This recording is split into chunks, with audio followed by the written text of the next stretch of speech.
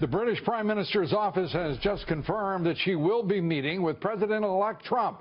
Trump this weekend tweeted this, quote, "I look very much forward to meeting Prime Minister Theresa May in Washington in the spring.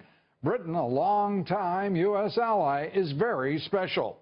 May yesterday signaled that regaining control of immigration and lawmaking are Brexit priorities for her as well as the British people. May has evaded debate over how Britain will actually exit from the European Union for several weeks, but promises more clarity in a speech that will be later this month. Joining me now, the interim leader of the UK Independence Party, member of the European Parliament, the man who got it done when it comes to Brexit. There is, well, no one ahead of Nigel Farage. Nigel, great to have you with us tonight. Thank you very much indeed. Good evening. Let's turn to Theresa May, who seems in the course of about 48 hours to have changed tune as well as perhaps direction. She is being less ambiguous in her language and talking about moving ahead now.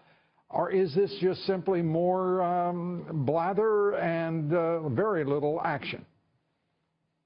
Well, bear in mind that she's been Prime Minister now for 6 months, and the Brexit vote, our liberation, our Independence Day, is now 7 months ago. Right. And, you know, so far, nothing has happened. I mean, absolutely nothing has happened. I'm sorry, Nigel. Now, you know, with that setup, I was waiting for you to tell me what all had happened that I had missed, but I perceived, luckily, I perceived precisely what you articulated.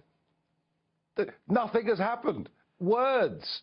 And so we get another interview with Theresa May on Sky News yesterday, in which she's very good at being reassured, at being calm, at speaking in a way that the majority of the country would wish to hear.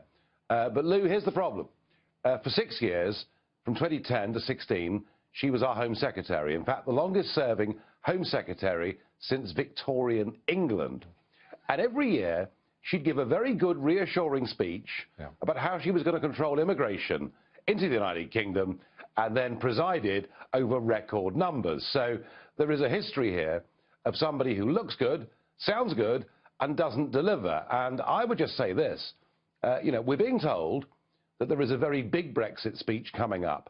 I don't expect the Prime Minister to tell me and the country every nuance of her negotiating position.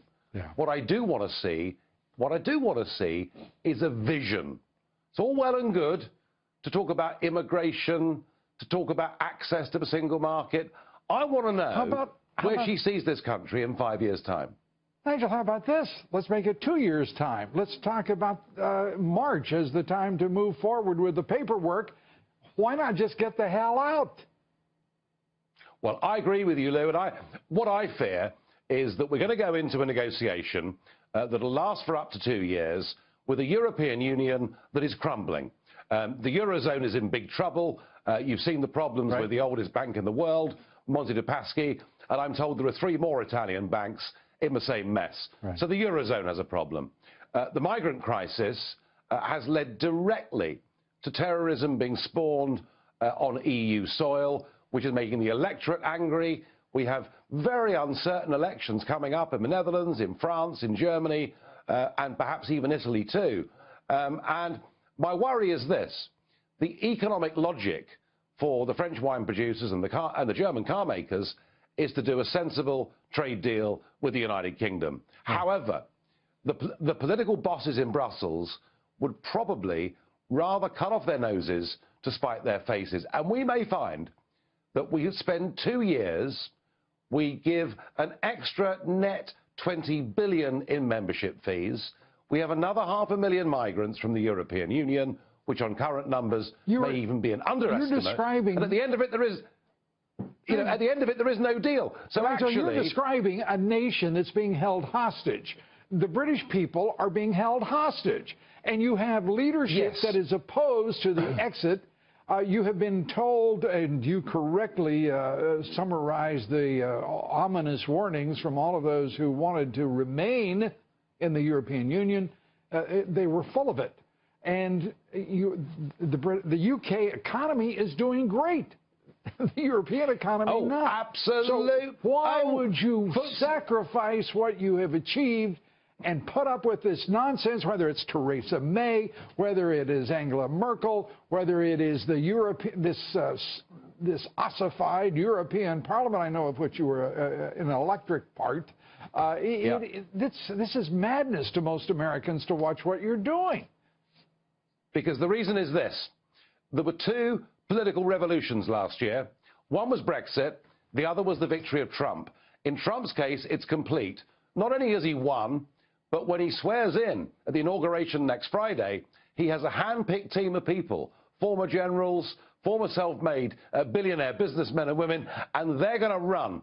They're going to run the new government, albeit working with the houses on Capitol Hill. Right. In my country, the revolution of the people was astonishing, but the problem is, with the exceptions of Cameron and Osborne, all the same players have just been shuffled around the chessboard, and the country is still being led by the political class that tried to stop us from voting for Brexit. And I'm afraid, and I've waited for 6 months. I've been patient for 6 months. I've given the Prime Minister the benefit of the doubt for 6 months. But after yesterday, I have to say that I don't think she has the flair, the excitement, or the vision for what we need to lead this country onto a new chapter. I've not heard a single word. Or the intent. Well, I worry about the intent, but, you know, I just don't see the vision, because what is exciting about Brexit, what is liberating about Brexit, is that we're now free to do our own trade deals with the rest of the world. And next Friday, you know, in Washington, there will be swearing in as the 45th president of the USA, somebody who recognizes the close relationship, historically and culturally, between our two countries. And what she should be doing is grabbing that opportunity, in my opinion, with both hands. Nigel Farage, a man who is patient beyond, I think, what might be a general expectation. We're proud of you. Nigel Farage, thanks for being with us tonight. Thanks so much.